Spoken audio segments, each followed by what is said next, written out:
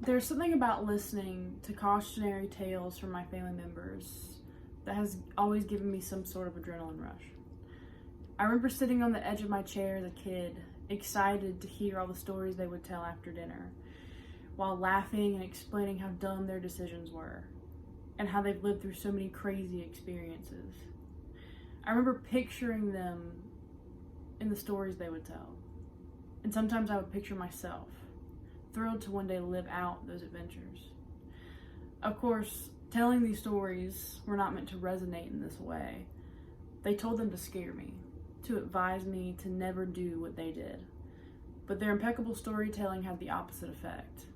I have and probably always will feel compelled to do the things I am told not to do. As Pete Cashmore puts it, I find it best to dive right in and learn the hard way. When I was 17, my mom begged me to never get a tattoo. I think she thought the world would end if I ever did.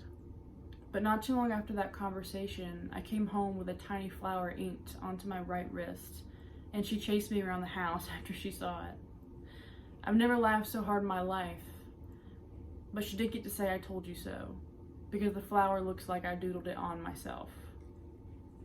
That's it. But now when I look down at my tattoo, it makes me laugh, and it reminds me to maybe think twice before doing something.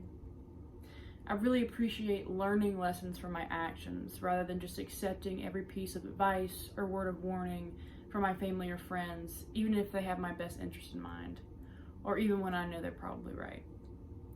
There's just something in my head that gives me no choice but to experience life through my own frame of reference.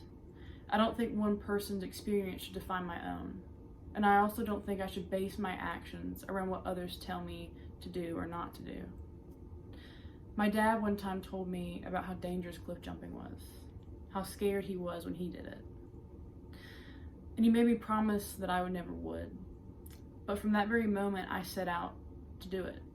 And I did, on the coast of Spain, and it turns out he was absolutely right. It was terrifying. I almost lost my shoes in the process, and my legs hurt so bad when I hit the water, I was sure they were bleeding. But what he didn't tell me about was the few seconds of free falling, the pure bliss of it. He didn't tell me how alive I would feel after swimming back up to the surface. Those moments that I would have missed out on if I would have taken his word for it.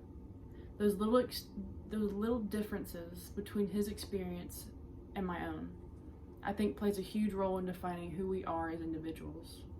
Michael Bassey Johnson once wrote, there are certain truths that occur to us which we cannot convey in words, but requires experience to grasp more vividly. I truly believe I am made of nothing but my own experiences and the emotions that coincide them. And that is why I choose to do the things that I am told not to do. Thank you.